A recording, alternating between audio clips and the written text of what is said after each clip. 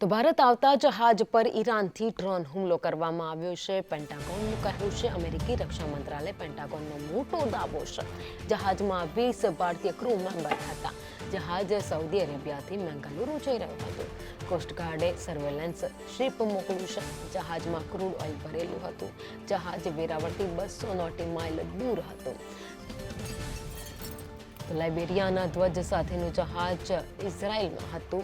તો પોરબંદરથી 217 nautical mile દૂર અરબી સમુદ્રમાં ઇઝરાયલના વેપારી જહાજની મદદ ભારતીય કોસ્ટગાર્ડ દોડી ગયું છે. कि जो एक बहुत चिंताजनक विषय बन जाता है, पर उससे चिंताजनक ये है कि ये जो कॉन्फ्लिक्ट चल रही है हमास और इजराइल की गाजा में, वो अब यहाँ पे स्पिल ओवर हो रही है, अरेबियन सी में आ गई है और इनके सपोर्टर सारी दुनिया में है. तो ये वहाँ पे नहीं है इनके सपोर्ट. आप देखेंगे अगर हमास की बात आती है तो सारे इस्लामिक कंट्रीज या एक साथ हो जाते हैं या जो न्यूट्रल भी हैं वो तटस्थ रहते हैं, वो ज़्यादा एक्शन की बात नहीं करते. और ह्यूमैनिटेरियन ऑर्गेनाइजेशन वगैरह मिलके ये कहानी डालने की कोशिश कर रही हैं कि बहुत अत्याचार हो रहा है. जो भी है ये अलग से इस इक्वेशन को सुलझाया जाए. पर क्वेश्चन ये है, ये अटैक जो इंडोनेशियन शिपिंग के ऊपर होते हैं ये अलग चैप्टर है, ये इसको बहुत सीरियसली लिया जाना चाहिए. वर्ल्ड मरीन बॉडीज इनको और यूनाइटेड नेशंस को इस बात पे चिंता करनी चाहिए. इसके ऊपर यूएन क्लॉज के ये बहुत सारे रूल्स बने हुए हैं. ये सारे रूल्स को फॉलो करने के लिए हर एक कंट्री के पास में अपने एसओपीज हैं. ये हमारे ईईजेड के अंदर अटैक हुआ है, इसका मतलब हमारी सॉवरेनिटी का हनन हुआ है कि हमारे एरिया के अंदर आपने एक शिप को अटैक किया, चाहे किसी का भी शिप हो. हालांकि इसमें 20 इंडियंस थे, वो ऊपर वाले की कृपा है कि किसी को कोई हताहत नहीं हुआ, ना इंडियंस ना फॉरेनर्स जो भी हैं. शिप भी कोई इतना ज़्यादा शायद डैमेज नहीं हुआ होगा, पर ये टैंकर था. अगर टैंकर में आग लग जाती, ऑयल स्पिल हो जाता, फिर क्या होता? मेरीन डिजास्टर हो जाता अरेबियन सी में. एक फुल फ्लेजेड टैंकर का ऑयल स्पिल एक बहुत बड़ी चीज़ होती है. सारी मेरीन लाइफ की नष्ट होने की बात आ जाती. इस बात के में भी बड़ी चिंता है. तो ये सारी के सारा जो विषय है ये बड़ा, तो हमको भारत की सरकार को अब देखना है कि हम कितने चौकस हैं. अब ये मिसाइल फायर हो रही थी, ये मिसाइल क्या फायर हुई है? ड्रोन से या इस सरफेस टू सरफेस मिसाइल है, लॉन्ग रेंज मिसाइल है, कौन सी मिसाइल थी? हालांकि ड्रोन बोला जा रहा है. ड्रोन से कौन से ड्रोन से?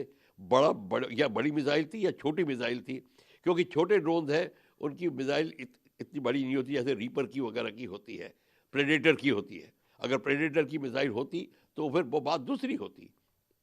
हमें पता करना पड़ेगा. और हमारे को मिसाइल इंटरसेप्शन, ड्रोन इंटरसेप्शन की टेक्नोलॉजी क्या हमारे पास है कि नहीं, मैं इसमें टिप्पणी नहीं करूंगा.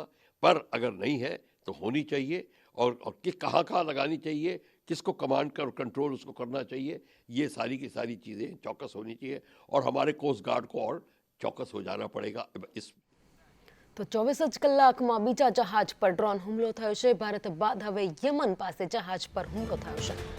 માંડ બચ્યા ક્રૂ મેમ્બર્સ.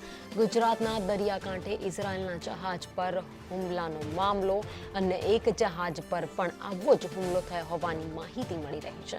ભારતના ધ્વજવાળા MV સાઈબાબા જહાજ પર હુમલો થયો હોવાનું અમેરિકી સેનાનું કહેવું છે. લાલ સમુદ્રમાં ભારતના ધ્વજવાળા MV સાઈબાબા જહાજ પર હુમલાની ઘટના જાણવા મળી છે. ગુજરાતના દરિયાકાંઠે ઇઝરાયલના જહાજ પર હુમલાનો મામલો હજુ ઉકેલાયો નથી. ત્યાં અન્ય એક જહાજ પર પણ હુમલો થયો હોવાની માહિતી મળી રહી છે. વધુ અપડેટ સાથે સંવાદદાતા હિરેન રાવલ અમારી સાથે જોડાયા છે. હિરેન, 2 જ દિવસમાં 2 જહાજ ઉપર હુમલાની ઘટનાઓ સામે આવી છે.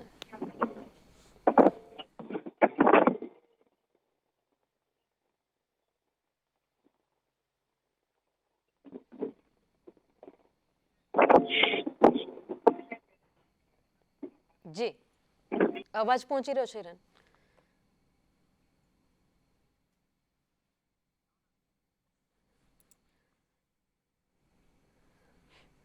સંવાદદાતા સાથે સંપર્ક કરવાનો પ્રયત્ન કરી રહ્યા છે, પરંતુ બે ઘટના જે સામે આવી રહી છે, જહાજ પર ડ્રોન હુમલાની, ગુજરાતના દરિયાકાંઠે ઇઝરાયલના જહાજ પર હુમલાનો મામલો હજુ ઉકેલાયો નથી, ત્યારે અન્ય એક જહાજ પર પણ આવો જ હુમલો થયો હોવાની માહિતી મળી રહી છે. અમેરિકી સેનાએ દાવો કર્યો છે કે લાલ સમુદ્રમાં ભારતના ધ્વજવાળા MV સાઈબાબા જહાજ પર ડ્રોનથી હુમલો કરવામાં આવ્યો છે.